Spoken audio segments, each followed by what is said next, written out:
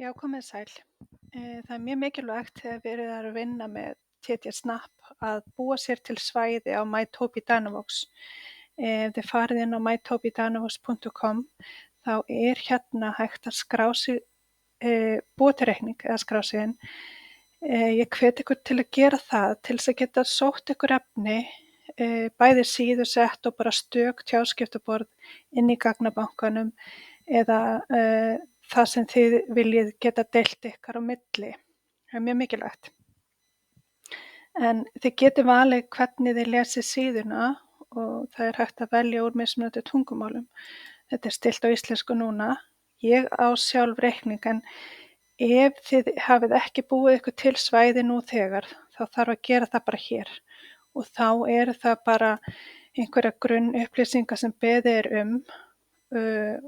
og þetta er í rauninni eins og að búa sér til netfang í sjálfu sér. En ég bara skráði mig inn og mér finnst best að skrá mig inn og haka hérna í Keep Me Signed In til þess að ég komist fljótt og vel inn á mitt svæði. Og leið og ég er búin að búa mér til svæði hér þá hef ég aðgang inn í til dæmis eins og snappið og þá get ég komist hér inn í síðusett sem ég hef búið til eða hef tekið niður og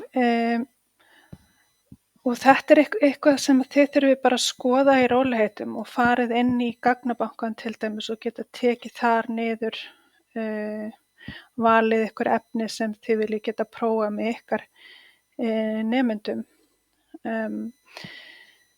Þannig að leið að þið hafi búið ykkur til svæði þá getið þið tekið niður þetta síðusett sem ég var að tala um að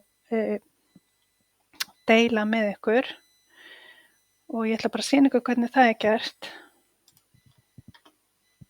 Þið þurfið sem sagt að fara inn í tannhjólið, inn í stýrikerfið, velja síðusett og nú er ég með það sem er valið núna er Core-First kvenkyns.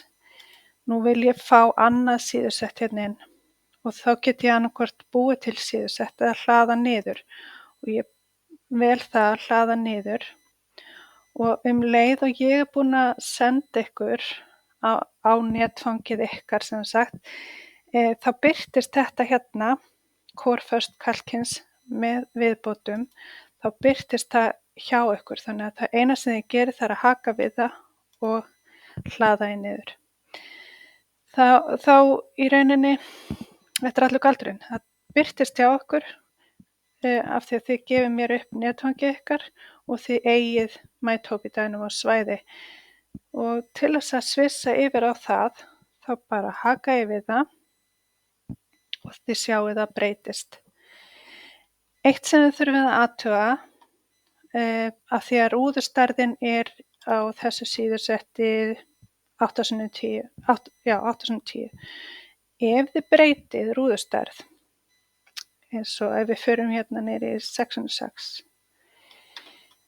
þá getur verið að tengdu listarnir sem ég bjó til dæmis hérna inn í matur og drykkur, já, að þið þurfið að raða þessu upp aftur.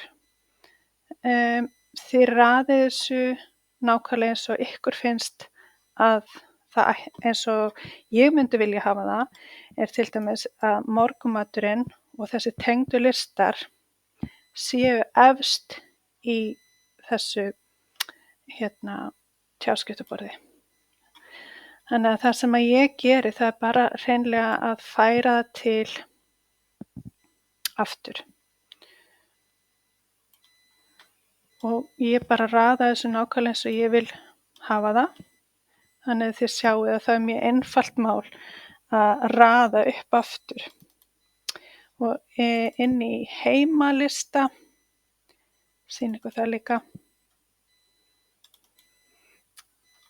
heima, hér er líka tengdilistar, þeir koma eitthvað ekki alveg eins og ég myndi vilja hafa það kannski og þá bara raðið þessu upp eins og ykkur finnst þetta eigi að vera og eigi að koma fyrir. Hafið það í huga, eins líka með aðgerðarorðin sem ansi stór flokkur núna, að þið sjáið hann að viðbæturnar, þær raðast ekki í stafrófsröð ef maður breytir úðustærðinni. Þá eins og stafrófsröðin, hún ruglast. Þannig að það sem þarf að gera hér líka pínu handavinna og það þarf bara, stafrófsröðin ekkert endilega nauðsynleg en hún bara mun þægilegri bara fyrir okkur sem erum að vinna með orðin að vita hvar orðin eru. Þannig að það sé einfalt að eins og ef við erum að leita að orðinu búa til eða eitthvað, þá leita maður í B-hlutanum, þið skiljið. Þannig að þið sjáu hversu einfalt að færa orðin, en þetta það sem gerist ef þið hreyfið við rúðustærð eftir að þið sækið síðusettið. En ég hvet ykkur samt til þess að gera það vegna þess að það skiptir náttúrulega miklu máli að vera með rétta rúðustærð fyrir hvern einstakling. Þannig að endilega gerið það. En ef þið hafið einhverjar spurningar þá endilega bara verið í sambandi og við reynum að finna út úr þau saman. Takk fyrir.